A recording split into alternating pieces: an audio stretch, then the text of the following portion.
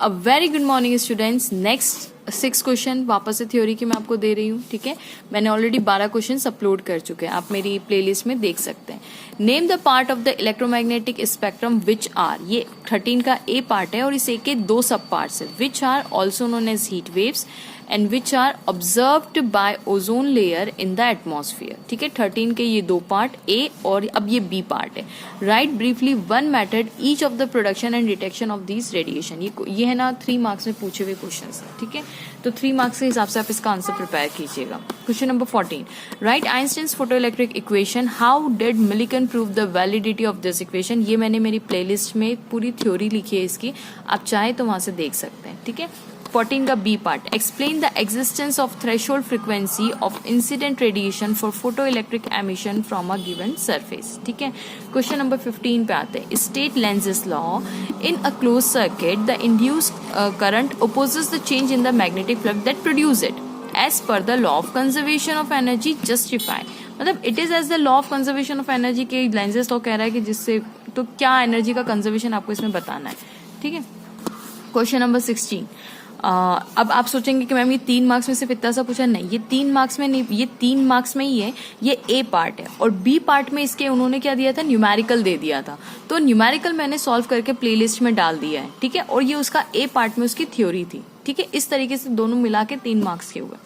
Question number 16, drive an expression for magnetic force acting on a straight conductor of length L carrying current I in an external magnetic field.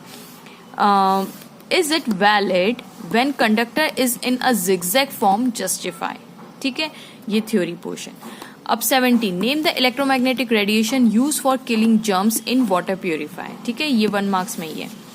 Question number 18, draw a diagram to show magnetic field lines produced by 2 parallel straight wires carrying current in the same direction. Obtain an expression for the force per unit length between these wires and hence define SI unit of the current. ये 5 number का question है जिसमें ए part उन्होंने ये पूछा हुआ है और सेकंड पार्ट में उसका न्यूमेरिकल दिया हुआ है। तो न्यूमेरिकल मैं सॉल्व करके मेरी प्लेलिस्ट में डाल चुकी हूँ। इसलिए मैं स्टूडेंट्स बार बार बोलती हूँ कि जिन बच्चों को थोड़ा डर लग रहा है ना, या आपके कोई फ्रेंड्स हो जो आपसे हेल्प मांग रहे हो, तो प्लीज ये मतलब हो सके तो मेरा चैनल सजेस्ट कीजिएगा, क्योंकि मैंने सब कुछ इसमें करके रखा है। आपकी काफी हेल्प हो जाएगी, ठीक है।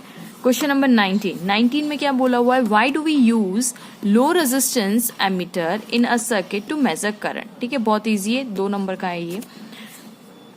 अब question number 20, why does the electric field inside a dielectric slab decreases when kept in an external electric field, है ना, when kept in an external electric field. तो इस तरीके से आज मैंने 13 से लेके 20 तक के क्वेश्चन डाल दिए, ठीक है। टोटल 7 क्वेश्चन हो गए आज हमारे।